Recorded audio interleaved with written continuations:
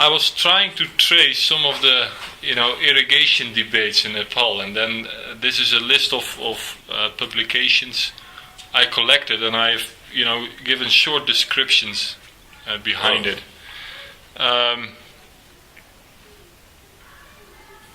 So maybe I can run through that. Yes. Well, if you look into the 1950s and 1960s, then the government gets involved in irrigation, but it is not, not big systems. It's low diversion dams and earthen canals, Indian and US aid. In the 60s, there are a few bigger systems, Kageri, for example. And then I'm surprised to learn that, for example, I spoke to Mr. Utram Bodja. You may know him as well. Yes. He then wrote already a book on farm irrigation and water management. So what I learned from that is already that in the 60s there were discussions on water management at farm level, while engineers were not even underway yet with constructing irrigation canals. Right. So somehow that's what I got from it. Nevertheless, the Master Plan of Irrigation is there in 1970, which envisions a lot of infrastructure. But then again, there follows a national seminar on water management and control at farm level.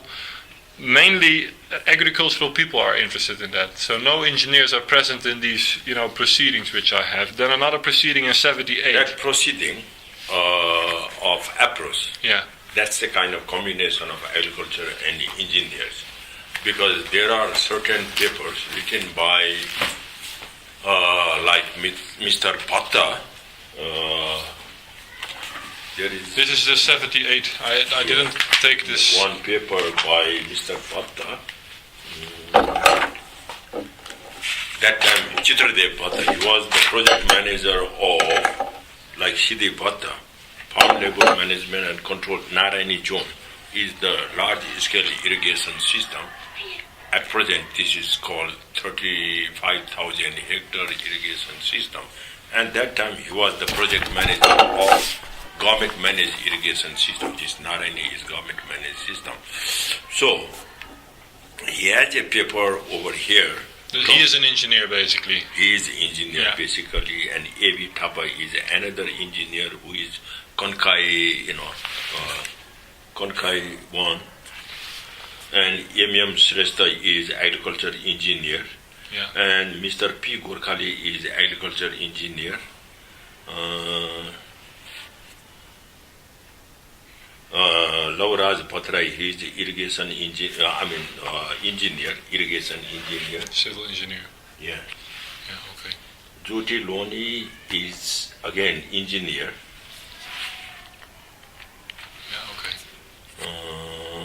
Madhav Karki, I don't know. So this is actually, these issues were discussed by civil engineers at that time. Right. So these are the group of people, civil engineers talking about on-farm water management. Okay. So in terms of the professional background of those people who have contributed, whether they were really serious and sincere or not, that is something different. But issue is that way. Means you were already involved at that time with these people? No, I was not involved during that time. I came to irrigation study around 1980s. 1979 actually, when I joined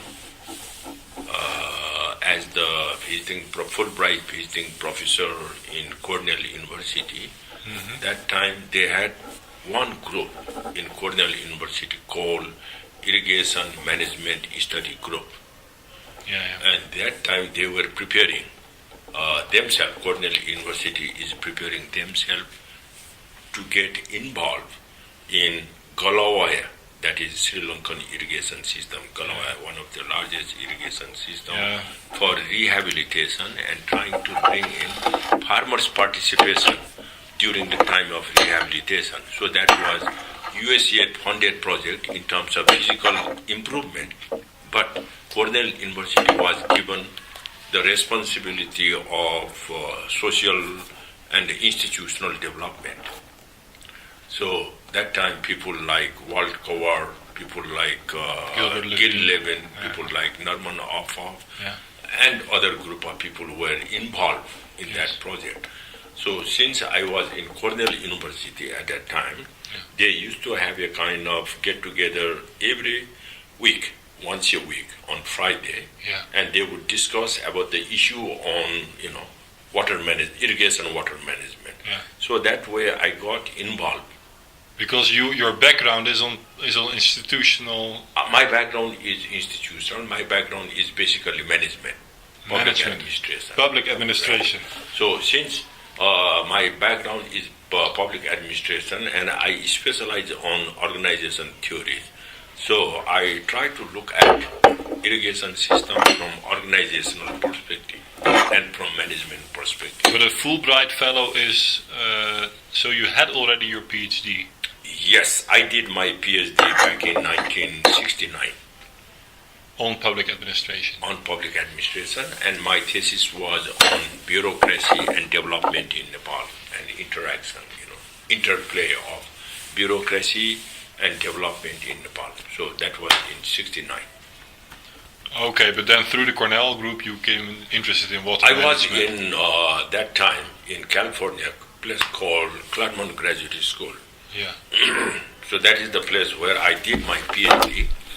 And later on, I did number of study on local institution, local governance, basically through this, management perspective. And because of my, that involvement, and then I came into contact with number of Cornell University professors through another study called institution building model. That time, institution building model was a kind of model developed by American professors in order to help the developing countries to increase their organizational capacity of the new institutions, like agriculture farm or might be agriculture research centers. This was in the 1960s then? Late 60s. Late 60s. So the prominent professors in that one is Milton Esman, that group of people. Actually, Milton Esman was the person who did that, development of the theory. Okay. Yeah, because the US8 indeed became involved in capacity building and institutional issues in the 1960s, if I remember Late 1960s. Yeah, okay. That time I was, working as a deputy director of Center for Economic Development and Administration in university. My responsibility at that time was, as a trainer, to organize training program to undersecretaries, joint secretaries, and the secretaries. This was a Nepali organization, deputy director. Yes. Center for Economic Development and Administration. So then, in 1972, I was sent to Harvard University in the school called John Kennedy School of Government. Previously, that was before that was named as John Kennedy School. That was a School of Public Administration. After the death of John Kennedy, then that school was named after him because he studied in that institute. Okay. Then 79, I was selected to be one of the visiting Fulbright professor in Cornell University because I was my career started as the teacher in number of colleges. Finally, I end up teaching master degree in political science in Tribhuvan University. Right. So therefore, I have more connection with the university systems. 69, I joined Cornell, spent a year, and I wrote a book, monograph, while I was in Cornell, and that monograph was local institutions and people's participation in public works. Local institutions and people's participation in public works. Yeah. I try to look at three types of, public works activities. One public work activity is, I don't know whether, you have been to Ilam, right? Yeah. When you went. So that Char Ali is the, from East-West Highway, there is a point called Char Ali. Yeah. And from Char Ali, you go to Ilam. Yeah, the road up. Oh, Yeah. that. So one of my study was about that road construction, because that road was constructed through people's participation and people's contribution long time ago. So I try to look at how the people's contribution and the technology of the Department of Irrigation can match, and then translate that into a kind of reality. Yeah. And that is the example. Char Ali Ilam Road. Yeah. So that is the study I did. Now, how did they do? First, the people of Ilam and people of Chapa decided for one common alignment. Previously, all the time, what you will get is a kind of lots of conflict among the people. Yeah. So somebody would like to have the alignment from this way, another one this way. But in that case, they agreed. They sat down and agreed and looked for pros and cons of different alignment, and finally they agreed one alignment. Yeah. And once they agreed one alignment, technically they did not know whether that is feasible or not. No. But they thought this might be the good one. This might work, yeah. Right. So then they requested to the Department of Roads to have a kind of technical survey. And then the engineers of Roads Department undertook that technical survey and made a kind of alignment. Yes. And once that alignment, technical alignment was, made feasible, then they agreed, okay, we will contribute for the construction, for the digging of this road. Yeah. So first they had a kind of, track road construction. Yeah. By mobilizing from each village panchayat, that time called village panchayat. Yeah. From each village panchayat, they assigned certain portion to be docked in, right? But this is Ramadan, basically. Kind of Ramadan, mobilized voluntary labor mobilized from each village panchayat of Ilam district. Hardly that is motorable. And then during that time, the Britishers wanted to, construct a road from Taran to Dankutta. That is mountain road. And they did not have experience of constructing that mountain road. So they thought, why not help that Ilam road by bringing number of engineers from UK and have them engage for the construction of that road, and they will learn how to go about constructing the stable type of environment-friendly road construction for Dharan, Dankutta. Yeah. Right? So that later on, British government gave bulldozers, excavators, and those kinds of things, and then they constructed the road as a kind of trainees, engineers from UK, and then that was a kind of rough road, no blacktopping, nothing like that, but it continued over a period of time, and later on, government came in and made it blacktop road. Now it is running. So what I see, technology is there with the government. People have willingness. People needs to have the road. So they decided one common alignment, and then contribution for making the track, and then here comes the external technical support from UK. They made a kind of motorable track, and later on they widened it, made it more, highway type of thing. So that is one study where you can see the matching contribution between the technological knowledge and people's participation. That's the example. And then I did another study of Baglung Suspension Bridge in the Baglung district, right? So in the Baglung district, they had a kind of long tradition of construction of suspension bridge. So in 1970s, Baglung people decided that we want to declare this district suspension bridge free district. Suspension bridge free? Free means anywhere they can, around go. the year they can move through the help of, they don't need any more suspension. So they constructed about 60 different span suspension bridges at the cost of 650,000 Nepalese rupees. 650,000. Oh, that's not that much. That time, big amount of money. Oh, big amount. But okay. the interesting thing is, how was there a kind of combination between people's contribution, local knowledge, and the financial support of the government? So local people had the knowledge of constructing that kind of suspension bridge. That is called suspended bridge, not the suspension. Suspended, oh, okay. Right. So the difference between suspension bridge and suspended bridge is, in the suspension bridge, the load will be taken by the upper cable. Yeah. And the suspended bridge, the load will be taken by the lower cable. Yeah, okay. So that is the difference, suspension and suspended bridge. And suspended bridge is cheaper than suspension bridge. But that should be in the kind of smaller span.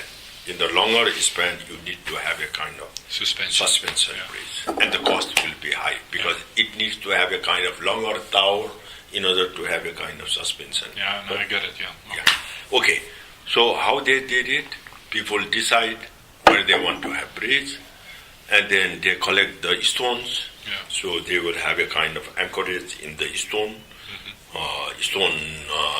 dry stone masonry, that kind of thing. And then wood from the forest as the plank for the walkways.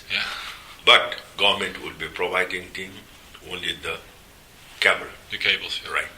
So that cable part is the contribution of the government. Rest technical know-how, how to construct, the people, where to construct, how to mobilize the local people. That's the people's responsibility. So this is another study. And the third one I did in the same book. During 1970s, there was a program introduced in Liebrand University in education system that any graduate student, before completing master degree, has to go to the rural area and spend 10 months helping the rural people as the part of master degree program for all subjects. So these students were, asked to work on infrastructure development, forestry, improve forest protection, health and education. So most of these students would go for as a teacher in the local school where there are no teachers, and then they would help to construct the bridge, they would help to improve the school building, those kinds of things. So the cost benefit and the investment you will find, if 1 rupee was spent by the government for supporting these NDSUs, then they will produce 3 rupees worth of physical infrastructure. So that was another, local resource mobilization through National Development Service, what we call. So these are the 3 studies I did while I was in Cornell University. But in the meantime, there were 2 students in Cornell University, American students, who were preparing for their PhD program. Bob Yoder and Edward Martin. Right. And they wanted to do their field work in Nepal. And both of them work in the water sector for some time. Both of them were the engineers, and both of them work on this what you call water mill. Not in irrigation, water mill. Water mill. Gata, right. Improved type of gata through this Butol Technical Institute, right? So they were already involved with Nepal in that sense. Right, before they came. Before they started their PhD program, they were here for some period of time, contributed in that construction, and for the gata construction, they need to do lots of survey about the water quantity, water quality, canals, and all those things. So that gave them a kind of insight about how the farmers in the rural areas are doing, right? So after their coursework completed, they decided to do the study on irrigation management in Nepal. That was in 1980s, right? Early 80s. Yeah. So they came and they went to a number of places, and finally they thought of doing intensive study in Argeli and Cherlung villages in Palpa district. In Palpa district, both of them.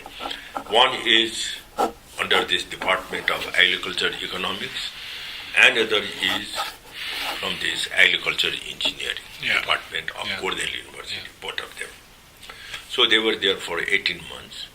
And in the meantime, I got a kind of fellowship from Hawaii University, Institute of Natural Resources, asking me to do a kind of study of traditional irrigation systems in Nepal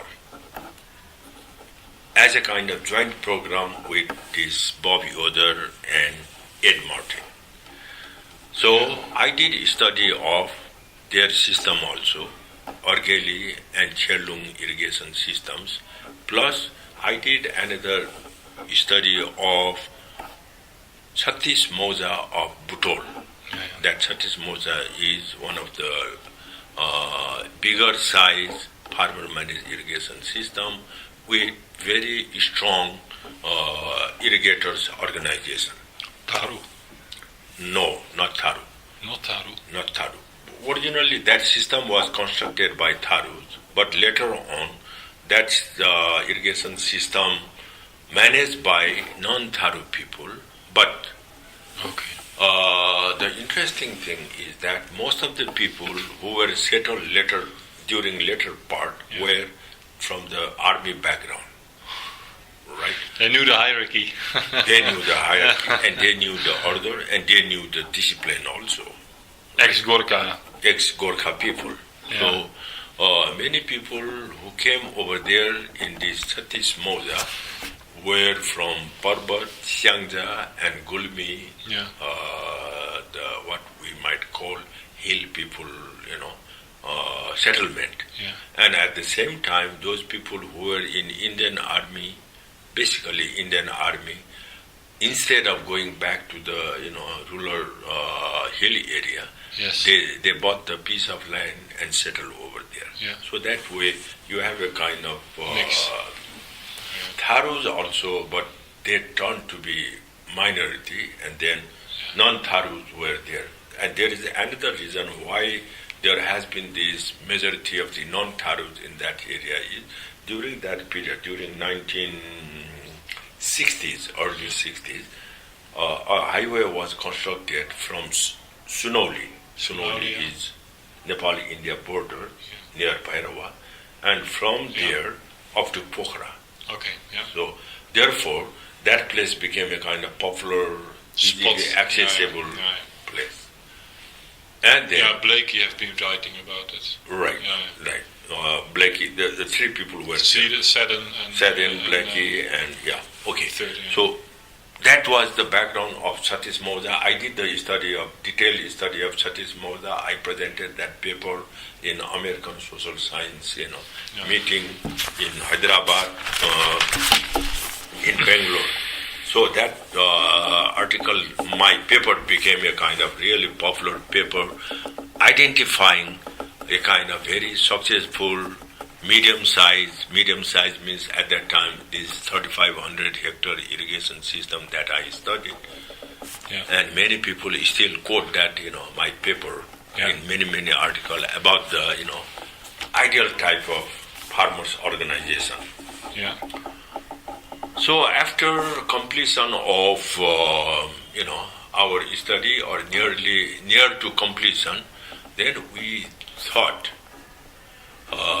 let me put this way, around 1881, there was a seminar organized in Philippines, Manila, by Water Synthesis Project.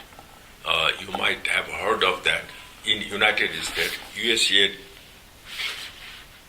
It was 83. Oh, no, yeah, Manila. Okay, yeah. Not 83, 81. 81, yeah. That water synthesis project, and the theme of that seminar was called Organization as Strategic Resource of Irrigation Management. Organization as Strategic Resource of Irrigation Management. Yeah. And that seminar was, coordinated by Walt Coward. Yeah. Walt Coward is the professor of rural sociology in Cornell University, Yeah, okay. and he's also considered as waterman also. Yeah, I know. Yeah. Hydraulic property and that kind of stuff. Right, Yeah. right, that's right. So, he really influenced me, and then I thought that we need to have the same type of, workshop in Nepal also, bringing the government people, the technicians, and the researchers. So I talked to Walt, whether Walt can come and help organize a kind of this workshop. Then he said, okay, as far as deputing people from Cornell University, that irrigation study group, no problem. They have funding from water synthesis project to send the people over here. But organization of seminar, they don't have fund. No. So I came down over here, and during that time we have this Windrug. You might have heard of that Windrug organization. Yeah. That Windrug organization Windrug organization is headed by a person by the name John Kuhl. John Kuhl. He was in USA for several years, and he's anthropologist, social anthropologist. Yeah. John Kuhl, I talked to John Kuhl. Look, John, I went to Manila, and he helped me to go to Manila as well. Okay. And then I told him, look, we need to organize a seminar in order to bring people understand the management complexity of irrigation system. Irrigation does not mean only the technical part. Irrigation means other part also.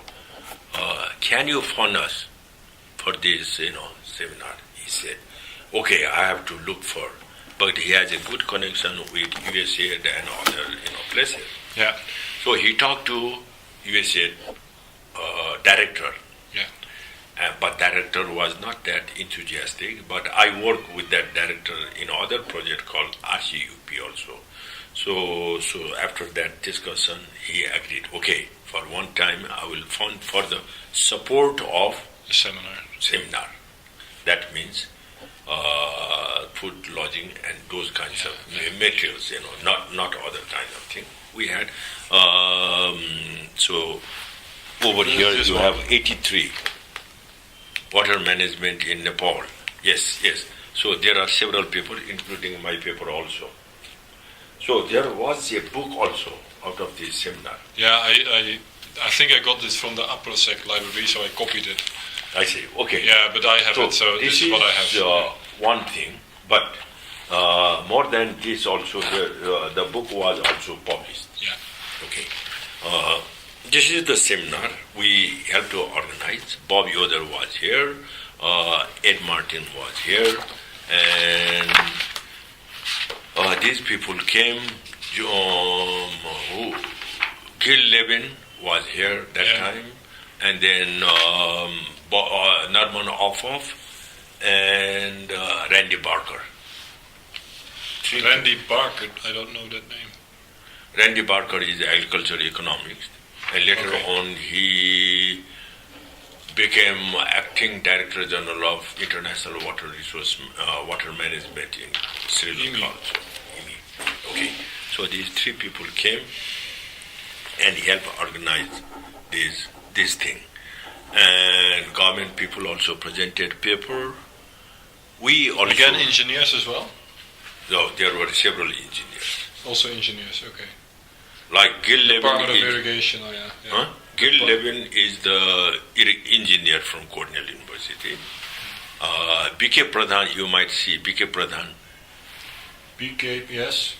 He is engineer, and he was that time He was what you call Secretary of Water and Energy Commission. Yeah. Okay. And then Bhatta. Huh? Bhatta, Department of Irrigation. Bhatta. C.D. Bhatta. C.D. Bhatta. Yeah. Right. C.D. Bhatta. Yeah, that is in the papers. Yeah, okay. There are, So the there way were, how we prepare the paper is a kind of joint paper. Yes. Like Bob, Ed Martin, yeah, and Bharat Bahadur Pradhan. There might be another Pradhan also. B.B. Pradhan. Yeah, B.B. Pradhan, Bharat Bahadur Pradhan. Oh, yeah. So we collectively wrote the paper. Instead of writing separately, we wrote collectively. Yeah. And I wrote the paper on Satish Moza separately, but as the part of that thing. Yeah. Okay. Yeah, I see that as well, yeah. So, Yeah, okay. yeah. So this seminar came that way, trying to give a kind of trust about Yeah. existence of farmer-managed irrigation system. Now, I would like to come back. How this farmer-managed irrigation system got recognition in Nepal. You might know the existence of farmer-managed irrigation system was there for a long period of time. Yes. And if you look at some of the historical Yeah. evidences, like Argheli system was as old as 400 years old. Yeah. Mani Mukunda Sen and all those kinds Yeah. of people. So there were many irrigation systems managed by the farmers. Now you can categorize 2-3 types of irrigation system even in those days. Right? One is Rajkulo. Rajkulo, yeah. Rajkulo means government sponsor or state sponsor irrigation system. Rajkulo. Sponsored, financially sponsored, or Both financially as well as management also. So that is Rajkulo. yeah, okay. And second one is you might see some of those irrigation system as a kind of trust managed system Kuti. for the Kuti, Yeah. right? And the third one is privately managed. Privately means group of farmers managing the system by themselves. Yeah. So you can see 3 types of irrigation system, and later on,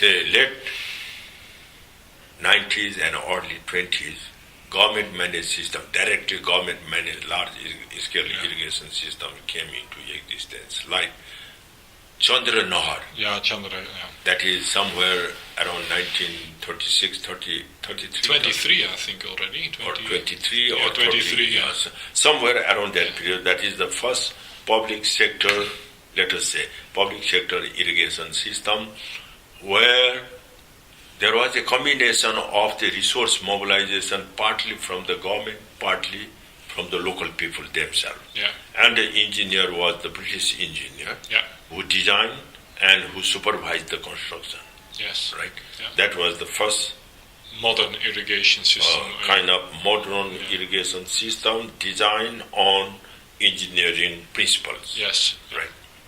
And then after that, Jutanor came in, I think that is 1946 or Yeah. something like Yeah. that. That is another irrigation system that you can see. That is in public sector. Otherwise, most of the irrigation systems were in farmer-managed irrigation system. Now the term farmer-managed irrigation system came only after Bob Yoder and Ed Martin's thesis was published, right? They used the term farmer-managed irrigation system. And before that period of time, usually you will see locally managed irrigation system or community managed irrigation system. Yeah.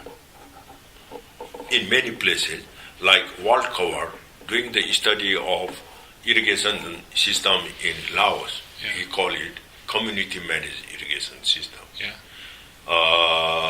Or people say it locally managed Yeah. irrigation system. Yeah, I've seen these terms as well. Yeah. But when you look at who are the beneficiaries and who are managing, then comes the question. It is not the community as a whole managing the system. It is the beneficiaries are those people who have stake and the benefit out of that common area. Yeah. And to get the benefit from that common area, you need to have a kind of source of water, and these people go and get the water from that source, and they are managing. Therefore, these people are the farmers. Yes. Since farmers are putting their effort to manage the system, therefore it is called farmer-managed irrigation system. Yeah. And the other continuum is agency-managed irrigation system, where the government engineers will be managing the irrigation system. Now, in 1981, yes, okay. Now, irrigation sector review report, which you have seen over here. I've highlighted it because I have some questions about that. Please proceed. Right. That report. Now, WEX came into existence a little before that, 1981, for the purpose of strengthening the planning capacity, database capacity on water resources in Nepal, and Canadians through this SEDA. SEDA is Tribhuvan University. No. SEDA is Canadian International Development Agency, right? CIDA.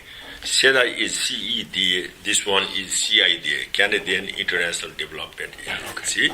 Provided support to WEX to strengthen manpower, to strengthen planning capacity, to strengthen knowledge base or information base. But this was only in 1981 it was established? No, a little, I think a couple of years before that. Oh, okay. A couple of years before that. And during that time, this irrigation sector review was done. I forgot the name of that Canadian. And then, this is not written by the Nepali, that was done by one of the Canadians. You might see the name. I don't have that report at the moment. I was to ask, do you have a copy or would you know where to get it? Because this is one report I have been looking for a very long time. I think you will be able to get this report in NEC library, in my collection. I checked, but it was not in your bibliography. No? No. Because I have read this thing, or you can go to this WEX library itself, WEX library itself.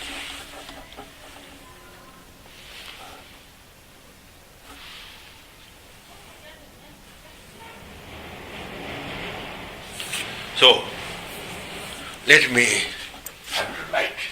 Yeah. If you have Bijuli. I have inverter. Oh. Technology. Technology, in the end. Yes. I have only a solar panel, so it's only a battery. But no. So does that enough for you to run the computer? Yeah, I have 2 strong batteries, so. Namaste. I see. Okay, but I will locate. Yeah, most probably either in WEX. I thought that is available, which I contributed to NEC.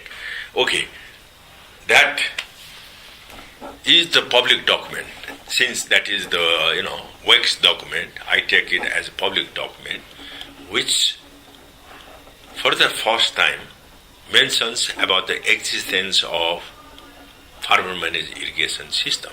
Do they use that term as well, or do they have a different? If I remember correctly, yes, they have used that term as well. His basis of that is, if you go back in 1956, the first 5-year plan of Nepal was drafted that time. Yeah. They say Nepal has only 14,000 hectare irrigated area. So that time they calculated only Chandranar and the Judanar as the irrigation system, and the rest they did not care. The farmer-managed irrigation system for them is not irrigation at all. No. Right? No.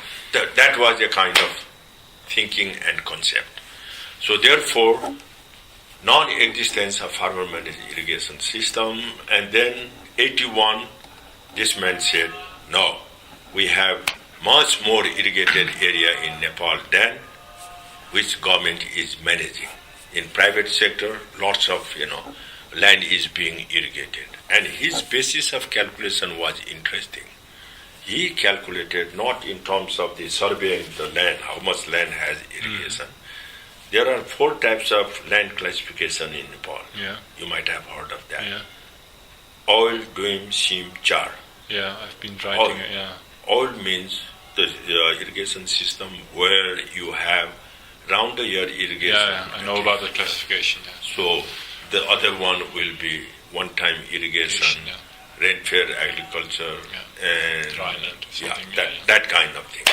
So he looked at revenue collection. Yeah, which is a very smart way to do it. Revenue collection, those land which has 2 times irrigation will have a kind of different kind of land revenue. Yeah, higher. Higher as compared to the one not having any irrigation. And he extrapolated on that basis the amount of revenue on that basis. So he came out with this calculation of irrigated area. Yeah, which is about 300,000 hectares. Almost. Something like that. Yeah. So that was the basis. He did not go with this survey equipment to identify this kind of thing, but on the basis of revenue, he did that. And during this time, if I go back a little further earlier, 55, 56, where you have seen FAO people coming during that period of time.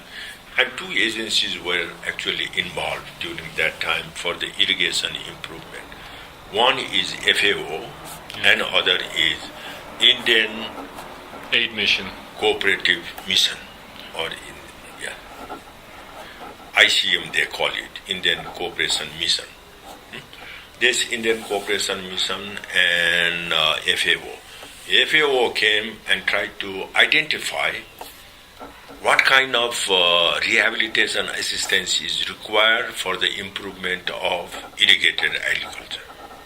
Right? Yeah. This is after 1955, during this first 5-year plan.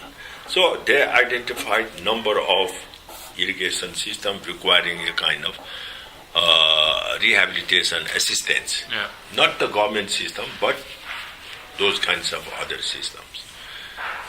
Might be Rajkulo and other systems. Okay. Yeah. And then Indian Aid Mission or Indian Cooperation Mission thought of providing assistance as well as construction of new irrigation system. Now, during this time, you will see construction of quite a few new irrigation, medium-sized new irrigation system by Indian Cooperation Mission. Kageri? Do you happen to know that? I don't know. Kageri was constructed by the Indians, but my feeling is that Kageri is constructed by Department of Irrigation, because the person who constructed that one, if you want to know more about the history of Kageri, N.K. Agrawal. N.K. Yeah, Nanda Kishore Agrawal. He's the one who was in charge of that construction. Is he still alive? He is still alive. I don't have his telephone number, but he's still alive. Nan Kishore Agrawal. Nanda Kishore Agrawal. Nanda. Nanda Kishore N.K. Agrawal. Yeah, okay. Just a minute, sir. Yeah, no, take your time. I'm going to take advantage of charging my So, yeah, you have to be very sharp in these days.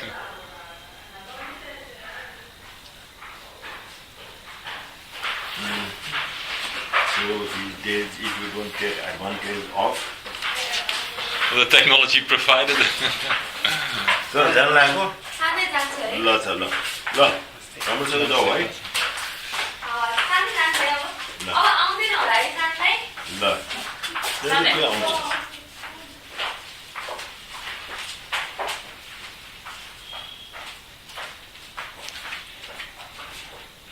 Okay, this will do. Where are we now up We to are this? FAO, Indian Cooperation Mission. Right. Nanda Kishore, you might ask about this. Yeah, I will do that. But I know Dunduwa irrigation system in Nepalganj, then several other irrigation systems were constructed by Indian Cooperation Mission. Yeah. Either improvement or those kinds of things. ICM. Indian Cooperation Mission, ICM. Okay, yeah. Or around here near the way to Godavari. Godavari, yeah. Yeah, there is one irrigation system called Kotku Kola irrigation system. Kotku. Kotku, yeah, I will find it. Huh? I will find it. Yeah, Kotku irrigation system. That was also rehabilitated by the Indians. Yeah. Okay? Previously, and the approach what they took was, previously the irrigation systems were constructed in a different, the management of irrigation system was in a different way. The local people will be assigned to take the responsibility of different activities. Yeah. And when this Indian system came in, they tried to impose on the British model of, instead of management, they went for administration of irrigation system. They would like to have their own talpa. Talpa means tenders, and some supervisors from the Department of Irrigation. Yeah. And Department of Irrigation in Nepal came only in 1952. Yeah. So yeah, that was basically nothing. So there was nothing. Yeah. Previously, it would be the local people managing the whole thing. And there would be some kind of officials attached to the local administration. Yeah. Those people are called Subba or Dita. That I find only in Dita. Dita. Dita in charge of looking after the irrigation. That is for the maintenance of the irrigation system, mobilization of people for cleaning the canal and those kinds. Or Suba also they call it. So in Kaski district, in Shangja district, in Parbat district, you hear that kind of thing. Okay. But when you come down to Tarai, then you have Jimawal. Or you have Jamindar. Indirectly, they will be supervising the irrigation management, in the sense that they were also responsible for tax collection, of course. Exactly, for the land revenue collection. Because that time, it is not through the land revenue office, but they are the intermediaries. First they will collect and then they will deposit to the land revenue office. Therefore, these people are asked to pay X amount of money. If they fail to pay that X amount of money, they will have to pay that money out of their own pocket. In order to save that kind of thing, they will make sure that all the farmers are growing their paddy or whatever crop they need to grow. So that kind of arrangement was there. There was no government management or government officials thing. But when these Indians came in, they imposed or introduced this. Introduced a kind of not management but administration of irrigation system, let's say, right? That means now the coverage of the activities of irrigation department expanded. The number of manpower expanded and those kinds of things kept on going. And in 1970s, a few more irrigation systems, large-scale irrigation systems came in, and those irrigation systems might be partly Narayani irrigation system. So then you will see the history of that in terms of Gandak treaty between India and Nepal. So that Gandak barrage was constructed, certain amount of water was taken to India for irrigation, and they agreed to give certain quantity of water, like 850 cubic water to Nepal through this Don Canal, and then that water comes to Narayani irrigation system from Gandak, right? So certain part of that irrigation system was constructed. But in 70s, that irrigation system, which was constructed in Narayani, was only the main canal. No common area development, nothing like that. And later on, World Bank came in, started having a kind of common area development in Naraini in 70s and late 80s, up to 80s. So they have now 15 blocks, 34,000 hectare irrigation system, but only in 12 blocks they can get water, and for 3 blocks they don't have enough water. So they are trying to get another river mixed in that, connected in that, canal. And the Konkai came in that period of time, late 1970s and 80s, that 5,000 hectare irrigation system from Konkai River was constructed, and then Chatra Canal was constructed in late 60s. That is so late 60s, 70s, 80s, late basically. 60s, 70s, large-scale irrigation systems came in. And then Mahakali irrigation system around late 80s and the 90s. So that way you see these, large-scale irrigation system came in. But in total, if you look at what is the total agency-managed irrigation system in Nepal now, will be about 350,000, not more than 400,000. And the rest is agency-managed, not agency-managed irrigation system. So that way it came in.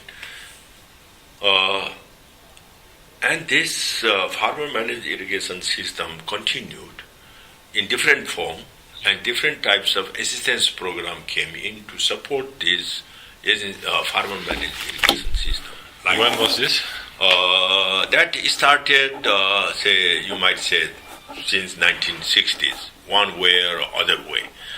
There was provision to support this farmer-managed irrigation system in different places, in different ways. But that was considered as a kind of responsibility of local administration. How is that is considered as the responsibility of local administration is, let us say, number one, if the local people cannot make, usually farmer-managed irrigation system needs to have a kind of diversion repair each year.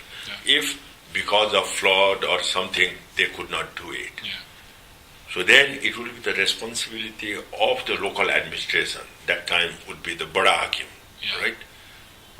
That Bada Hakim, Bada means big officer of that district. Bada Hakim.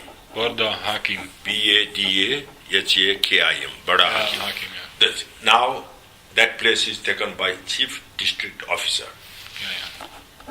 Previously he used to be called as Bada Hakim. He is in charge of law and order as well as development activities in those days. So people come and request him, will you provide us the assistance, help? So then he can mobilize police or he can mobilize army to help that local people for the construction of those dams or diversion wells. That way, that was his responsibility, but that will be a kind of occasional assistance. And later on, Hill Food Program came in.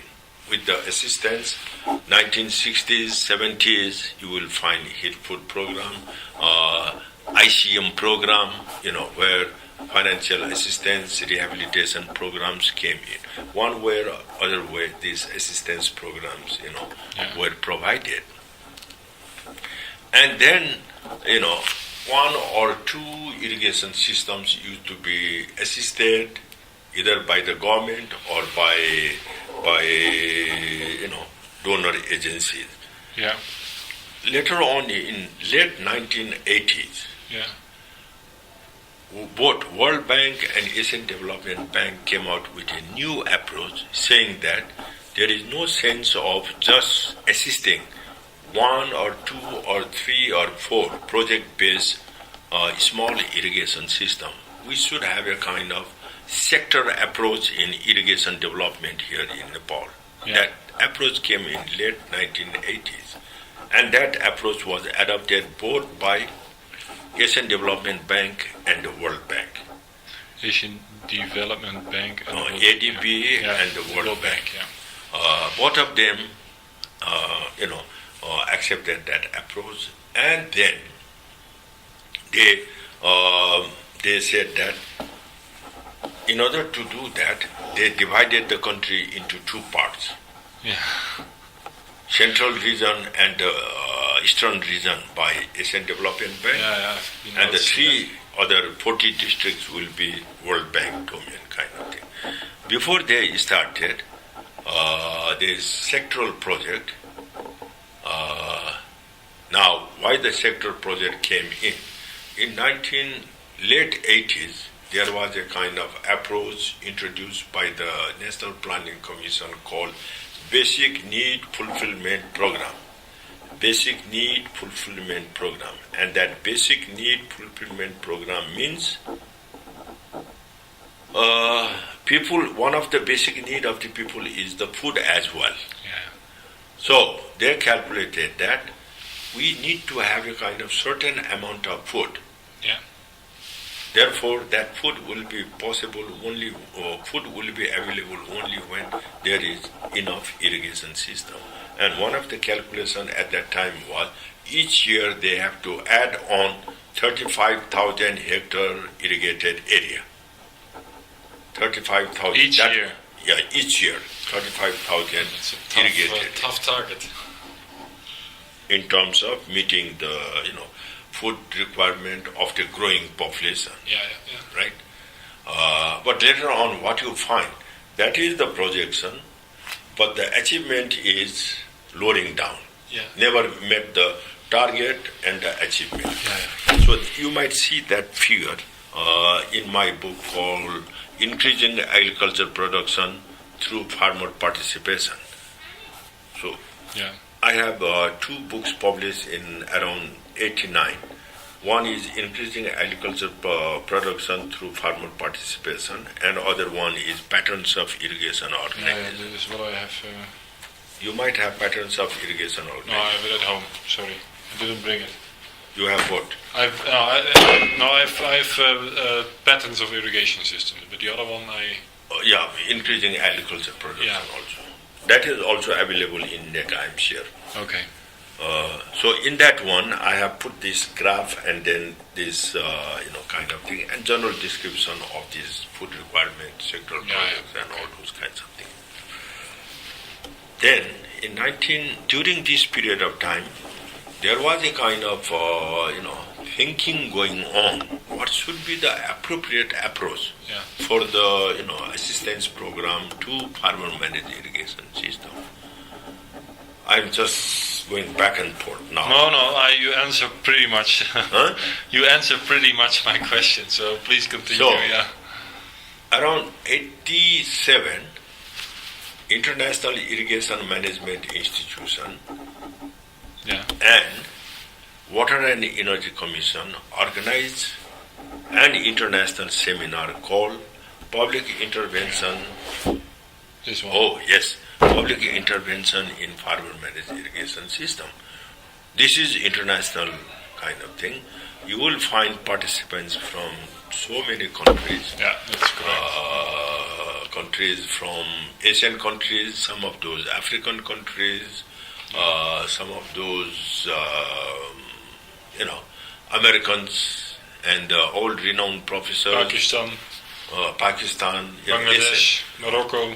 Yeah, Pakistan, Bangladesh, Thailand, Sri Lanka. Yes, Philippines, and all those different countries where they had a kind of experience in assisting farmer-managed system, and different approaches adopted by them. Yeah. So that was exposed, expressed, and in the meantime, Ford Foundation Delhi and Water and Ford Foundation Delhi and IMI, came in to do a kind of action research on intervention to farmer-managed irrigation system. That was started 86 and ended around 89. So objective was to discuss in relation what might be the best possible intervention whereby farmer managed irrigation system can stay as farmer managed irrigation system, and they will be organizing themselves and they will be managing themselves, not intervening kind of thing. And before that, we had several, intervention programs here in Nepal. And those programs were like what you might call Simka Lama. Simka Lama is a program funded by ADB, Asian Development Bank. Simka Lama means Sindhu Palchok,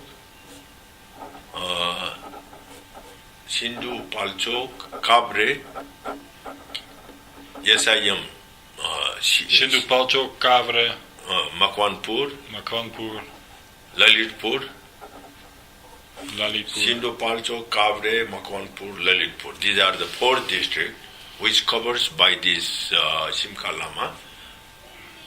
Yalye is Lalitpur. Yeah, I get it. Makwanpur, MA. Kavre and Sindhu Palchok. Yeah. So these 4 districts, and assistance program means they provide more on infrastructure development, physical improvement, but not so much on institutional or organizational strengthening. Yeah. That kind of thing came in. But let me ask you, because this IMI and WEX, that was then simultaneously going on. The others were. Because the World Bank was having this discussion on a sector approach.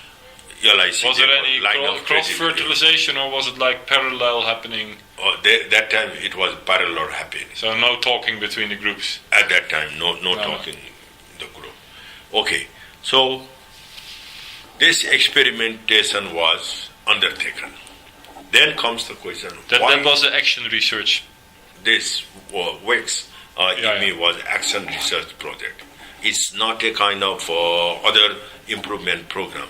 It is meant to see and learn the lesson how that can be translated into policy matter in Nepal. Yeah. That was the objective. So it developed a kind of number one, why WEX? Why not DOI? Right? WEX that time was a kind of research-based organization.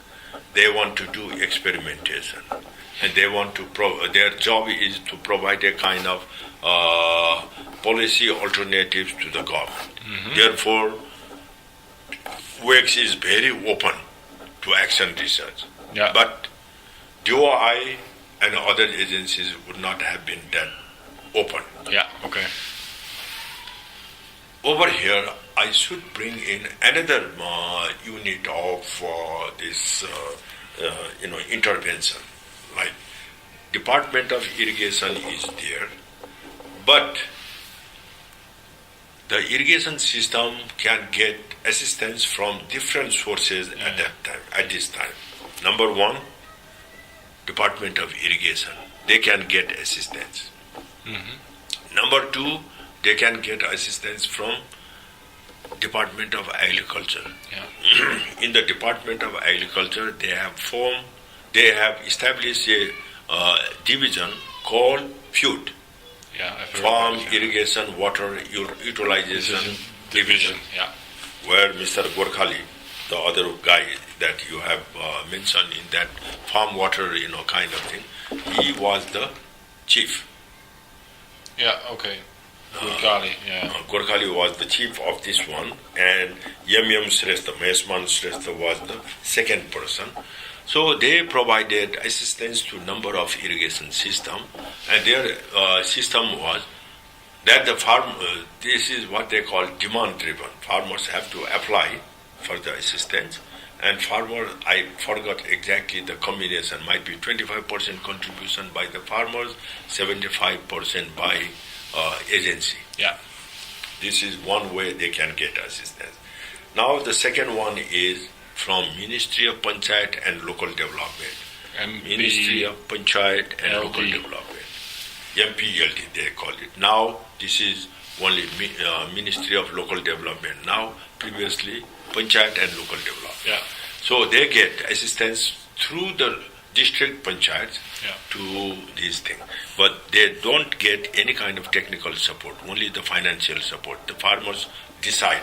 But there was also a district technical office that did not provide. They had this district technical office, but not that strong in terms Okay. of providing support to irrigation, kind of thing.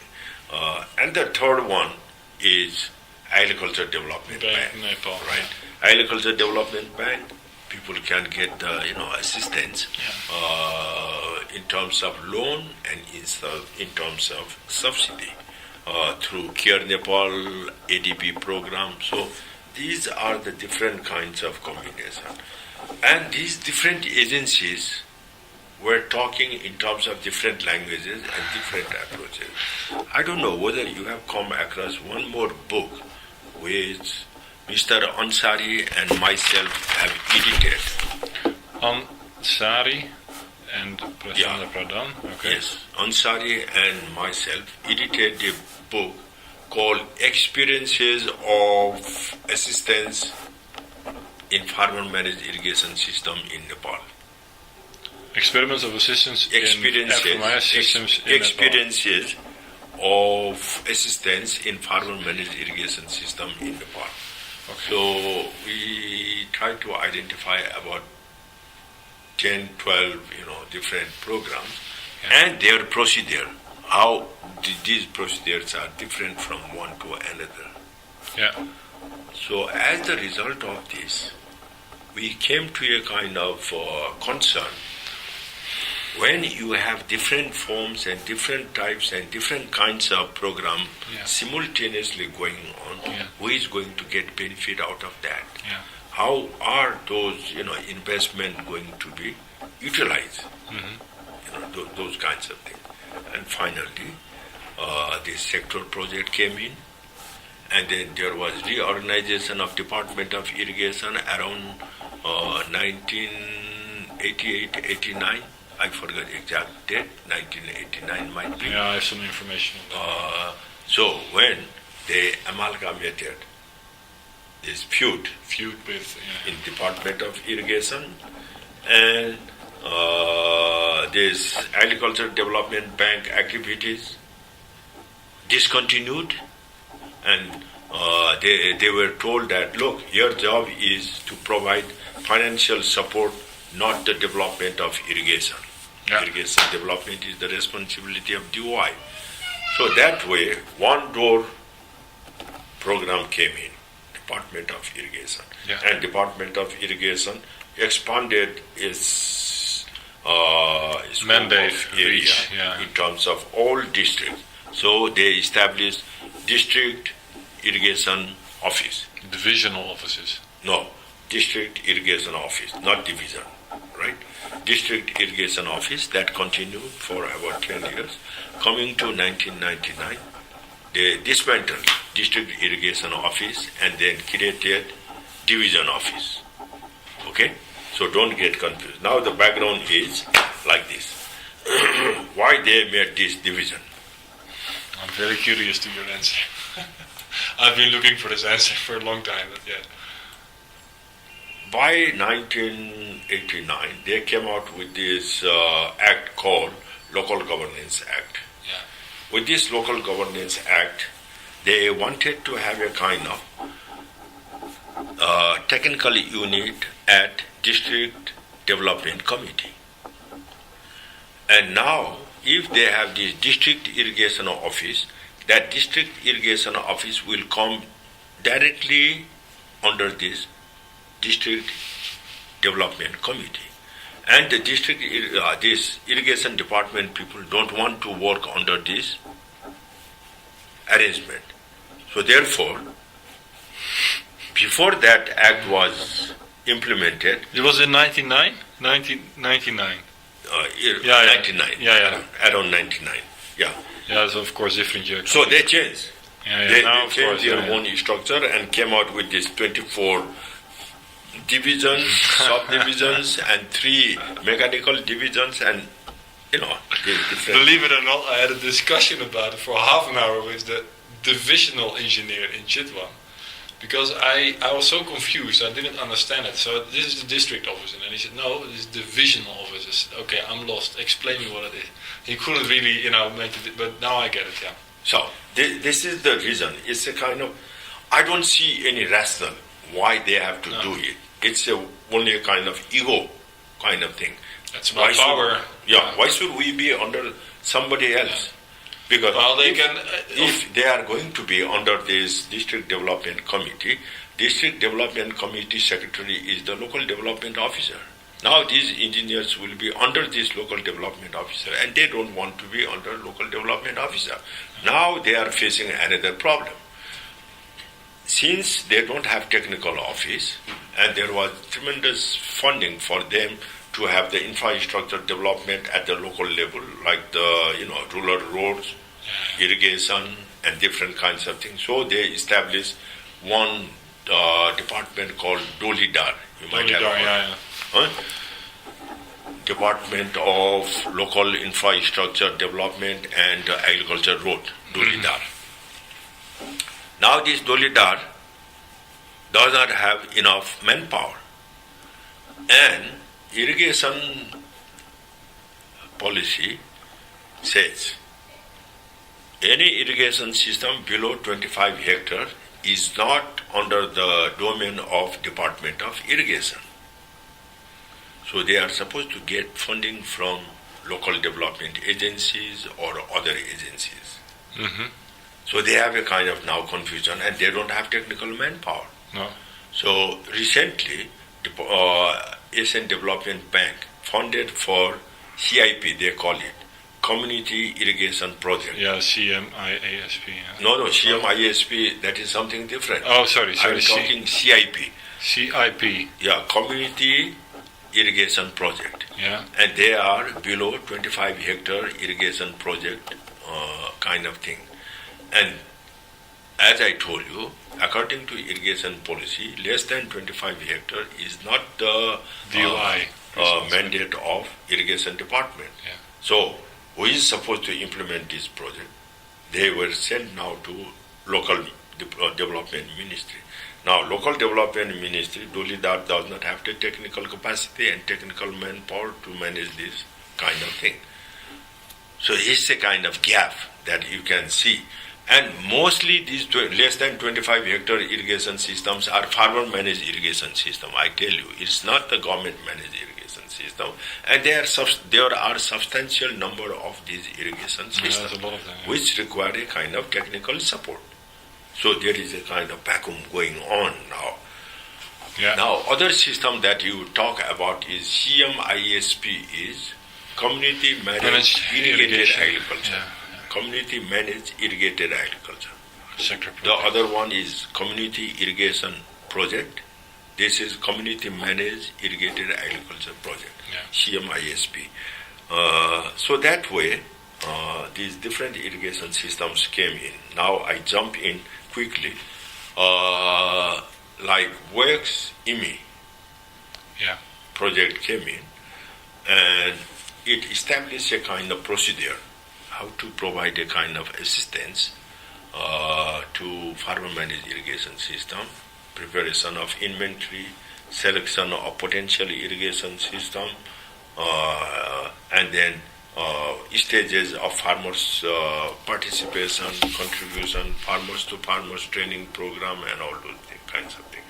And the whole process is written in that, Works IMI publication, which you might have come across.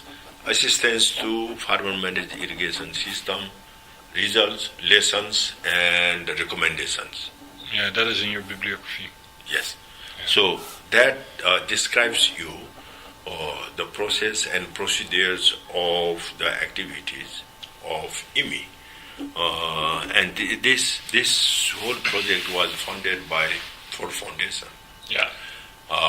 Ford Foundation also again funded another project during that time when I was directly involved, because that time Bob Yoder left this place and I was made the in charge, country leader of IMI to undertake this IMI Nepal office.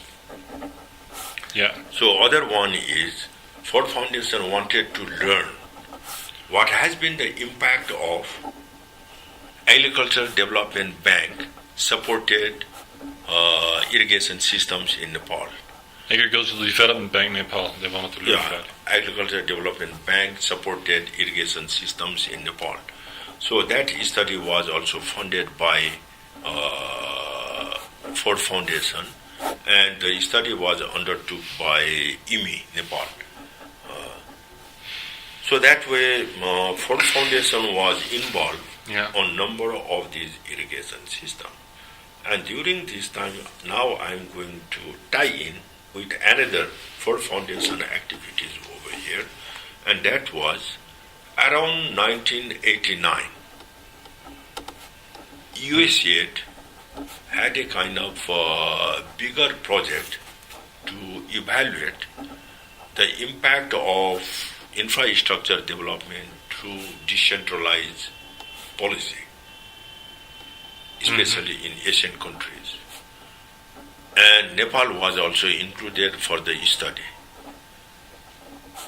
And the professors like Lynn Ostrom, and Schroeder and other people were also involved in this process. And Lynn Ostrom came to Nepal in 1989 in connection with this study of decentralization. And she felt the decentralization in Nepal was the most decentralization system in Nepal is the most centralized system in the world. So she felt there is no sense of studying that decentralization here in Nepal. No. Therefore, she wanted to see where and how local people are managing themselves. Yeah. And then she had discussion with me and finally identified might be farmer managed irrigation system is the answer for her, type of inquiry that she is looking for. And she became involved in this, farmer managed irrigation system study over here. Yeah. Now, what she did, she collected number of case studies of farmer managed irrigation system through IMI and through Nepal, the Institute of Agriculture and Animal Science. Yeah, Rampur. Rampur. And I think she produced at least 4 PhD students on farmer managed irrigation system in Nepal. One on organization issues by somebody by Tan, I forgot his other name. You might be able to see the listing in one of my article which I wrote in the previous seminar in the 25 years of FMIS. Yeah, 25 years of FMIS. Yeah, I've been reading that. Yeah. And then I put the number of how FMIS got a kind of academic recognition and the listing of the PhD students. Yeah. So she had 4 of them.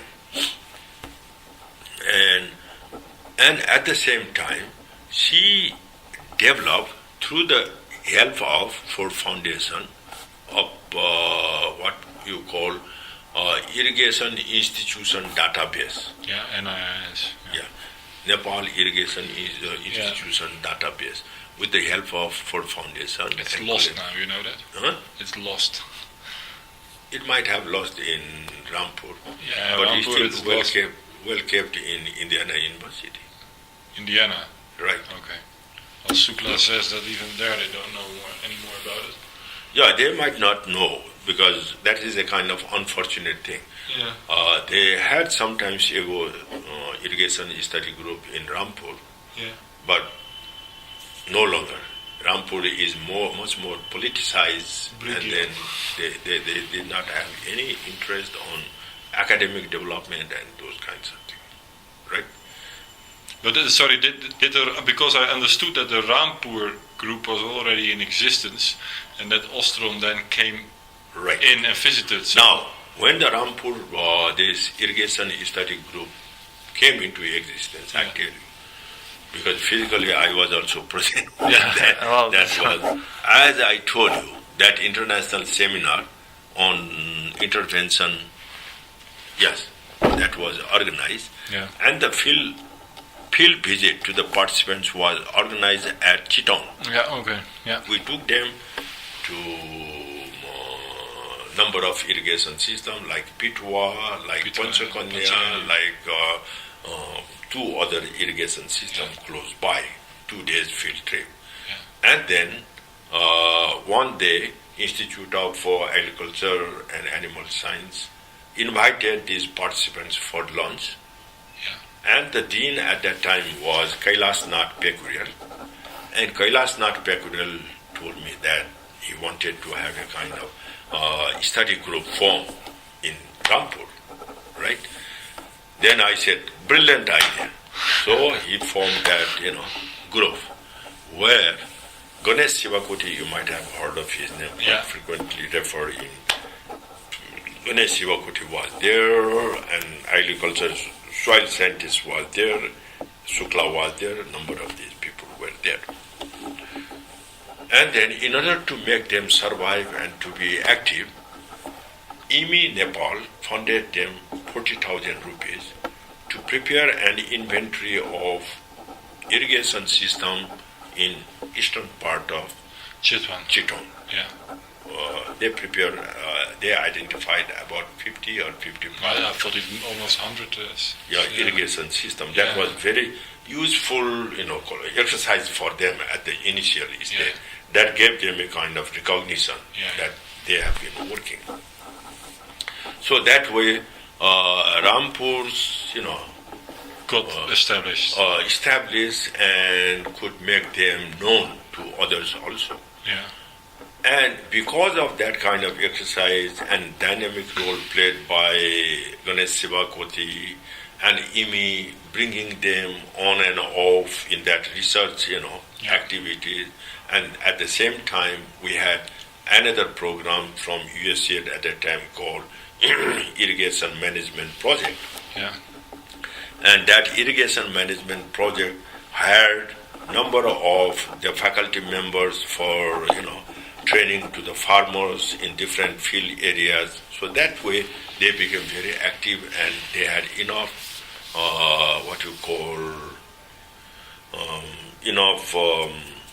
incentive to work. And then around 1989, Rampur's this irrigation study group, IMI and Windrock organized a joint seminar in order to bring research results and exchange the research result among these professionals. And that seminar was organized by Rampur at Chittagong. 1989. Right. So you might come across that. Later on, that proceeding was published by IMI. That is called irrigation research results or something like that. Okay, I don't know about this, but I will check it. Yeah. Okay. Yeah. Several publications, several papers were there on FMIS and number of other things.